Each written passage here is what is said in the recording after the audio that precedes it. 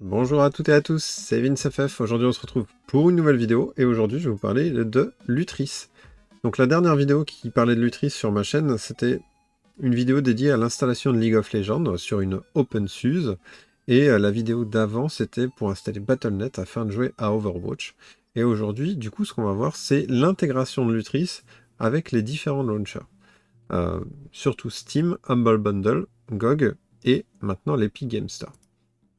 Donc l'avantage qu'a Lutris aujourd'hui, c'est que si vous regardez finalement sur la gauche maintenant, vous avez les intégrations de tous vos jeux directement dans Lutris. Si vous avez utilisé Steam, Epic Game Store, Humble Bundle et GOG, c'est quand même des 4 gros launchers. Euh, Vous pouvez en plus installer Origin et Ubisoft Connect, mais en tant qu'application, mais pas en tant qu'intégration comme ici en tant que source, mais déjà c'est un début. Moi j'ai quasiment toute ma ludothèque sur Steam. J'ai une grosse ludothèque sur l'Humble Bundle et j'ai une bonne ludothèque sur Epic Games Store. Enfin, une bonne ludothèque. Une ludothèque, j'ai pris les jeux gratuits et j'ai acheté un ou deux jeux maximum. Donc en fait, moi je trouve ça hyper cool ce qu'est en train de faire Lutris depuis sa version 0.5.9 avec l'intégration d'Epic Games Store. C'est que finalement, moi ce qui m'embêtait, c'est que finalement, j'aime pas avoir plusieurs launchers. Je trouve que c'est un peu chiant et j'aime bien que tout soit intégré au même endroit. L'avantage qu'a Lutris, c'est que si vous installez des jeux Steam, des jeux Epic Game Store, des jeux Humble Bundle, bah finalement tous se retrouvent ici dans votre coin Games. Et ça, c'est assez cool. Enfin, moi, ça me plaît en tout cas, je trouve ça pas mal. Évidemment, bah, ça change un peu de la vidéo que je vous avais fait sur l'intégration des launchers, mais dans Steam.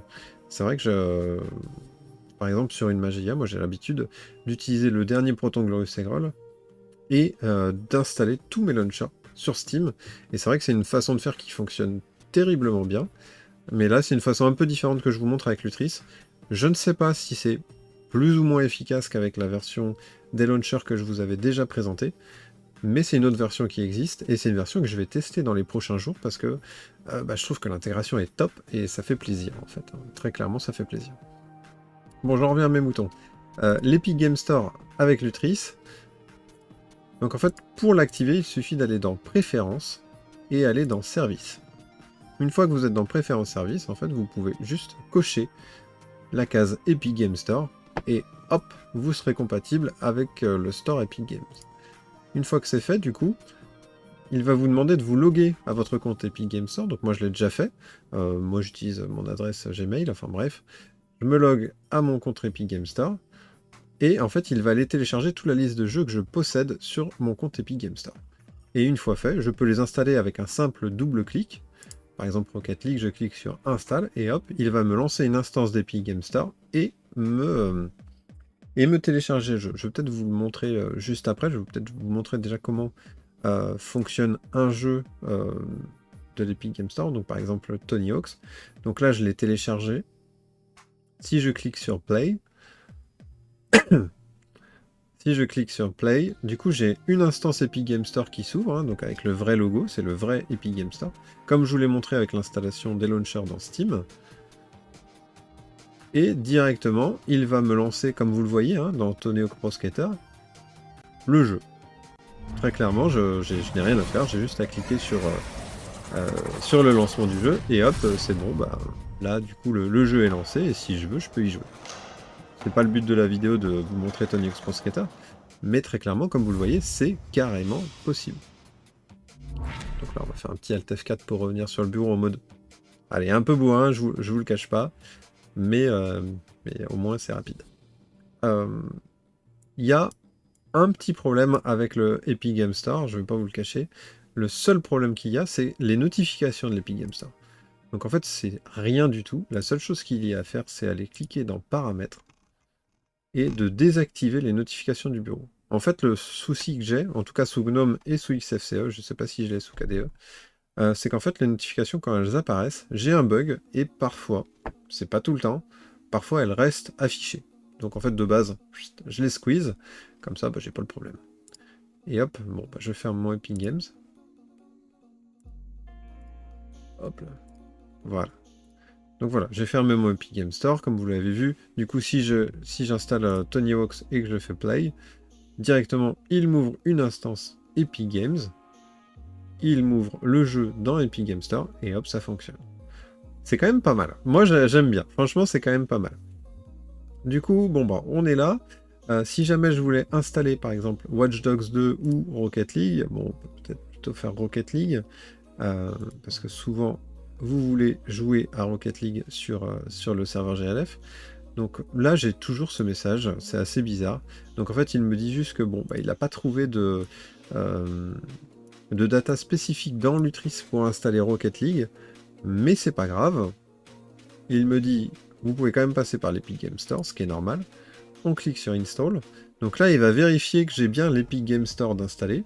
S'il est installé, il m'ouvre une instance Epic Game Store, donc la même que je viens de fermer juste avant. Et là, il me propose de l'installer où je veux. Bon, on s'en fiche, hein, de base, on va faire installer. Et là, vous voyez que j'ai Rocket League qui est en train de s'installer. Donc là, Rocket League va s'installer pendant très longtemps, parce que bon, c'est quand même un gros jeu de plusieurs gigas. Et une fois que c'est fait, bah du coup, vous fermez votre Epic Game Store, et l'installation pourra se terminer. Donc pensez bien à quitter l'Epic Game Store, parce que si vous ne quittez pas l'Epic Game Store, l'installation ne pourra pas se terminer, et en fait, vous allez rester sur cette fenêtre-là, sans que l'installation soit validée ici. Ça, c'est juste, c'est juste le petit détail, mais hormis ça, ça fonctionne plutôt bien. Et du coup, si vous installez des jeux Steam, comme moi je l'ai fait, et ben en fait, vos jeux Steam et vos jeux Epic Games se retrouveront au même endroit dans Games, et vos jeux que vous avez lancés récemment ici. Donc moi je trouve, franchement, je trouve l'initiative intéressante, et je trouve que c'est plutôt cool. En plus, ça fonctionne franchement plutôt bien. Là, si vous regardez par contre dans la configuration, par exemple si je prends Sonic Mania, de base, il utilise un wine un peu spécial version Lutris, et du coup on est sur un wine qui se base sur le 6.21-6. Pour l'instant, franchement, ça fonctionne très bien. Tous mes jeux tournent, que ce soit Age of Empires, que ce soit Forza, que ce soit... enfin bref, quasiment tous mes jeux, ça fonctionne vraiment très bien. Et ça, c'est quand même un vrai avantage. D'ailleurs, c'est l'un des avantages aussi de passer par Lutris en lieu de passer par Steam.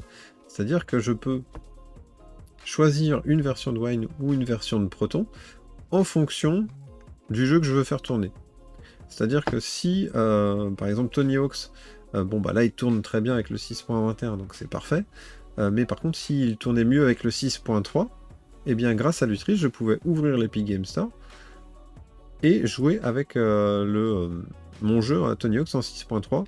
Et du coup, ça c'est un avantage que je ne retrouve pas avec Steam. C'est-à-dire que si avec Steam, j'ouvre mon Proton en 6.21, tous les jeux tourneront avec le 6.21, peu importe le jeu que j'ouvre. Là, c'est vrai que je vais avoir l'avantage de pouvoir choisir, en fait, dans mon Epic Game Store, quel jeu je veux faire tourner avec le 6.3, quel jeu je veux faire tourner avec le 6.21.